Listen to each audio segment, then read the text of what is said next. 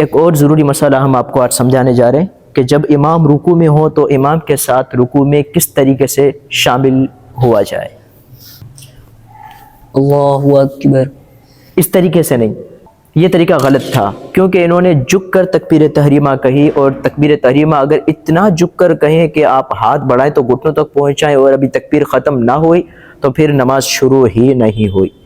تو انہوں نے تکبیر تحریمہ جس انداز میں جھک کر لگائی اور اتنا جھک گئے کہ ہاتھ گھٹنوں تک تھے، یہ طریقہ غلط تھے، اس طریقے سے نمازیں ضائع ہو جاتی ہیں۔ صحیح طریقہ کیا ہے دیکھیے گا۔ اللہ اکبر، اللہ اکبر۔ یہ بالکل درست طریقہ تھا، یہ نماز میں شامل ہونے کے لیے آئے اور انہوں نے سب سے پہلے تکبیر تحریمہ کہی کھڑے ہو کر قیام کی حالت میں، اور پھر اس کے بعد انہوں نے ثنا پڑھی۔ دیکھیں ثنا کے بارے میں بھی آپ کو بتاتے چلیں کہ ثنا اس وقت پڑھیں گے جب ہمیں اتنا یقین ہو کہ جب تک ہم ثنا پڑھیں گے امام رکوع میں ہی ہوگا، اٹھے گا نہیں۔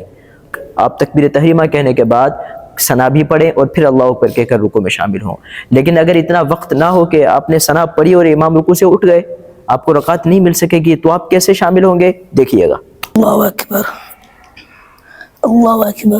بالکل اس طریقے سے آپ کے پاس ثنا پڑھنے کا وقت نہیں تھا، اگر ثنا پڑھتے تو امام رکوع سے اٹھ جاتا، تو اب آپ نے قیام کی حالت میں کھڑے ہو کر تکبیر تحریمہ کہنی ہے، اور اتنی دیر کھڑا ہونا ہے کہ جتنی دیر میں ایک دفعہ سبحان اللہ کہا جا سکے، یعنی ایک دفعہ سبحان اللہ کہنے کی مقدار آپ کو کھڑا ہونا ہے اور پھر رکوع کی تکبیر کہہ کر رکوع میں جانا ہے۔ تو یہ طریقہ بھی درست تھا، لیکن یہ جو پہلے والا طریقہ تھا کہ جھک کر تکبیر کہنا، رکوع کی حالت میں اتنا جھک کر کے ہاتھ گھٹنوں تک پہنچ جائیں، اس طریقے سے نمازیں ضائع ہو جاتی ہیں۔ تو لہٰذا آپ جلدی سے آتے ہیں رکعت میں شامل ہونے کے لیے، لیکن بعض اوقات نماز ہی ضائع ہو جاتی ہے، لہٰذا خیال کیجیے گا ان چیزوں کا۔